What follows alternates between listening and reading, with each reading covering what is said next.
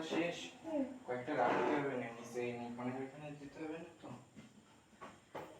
3 কাটে দিবা ইউনিকর্নের এখানে কয়েকটা দিতে হবে। হ্যাঁ হ্যাঁ গ্রিন না, এই বেগুনি লাইন একটা ছিল লেগেছিল কুইজটা। ওই জায়গাটা না হয় সব থেকে বেশি আছে কি এই দেওয়াল বিল হবে না, সমস্যা নাই। তো সাদা ওখান থেকে এর কারণে সাদা একটা দিও এইটা আর সাদা দুইটা এখানে থাক।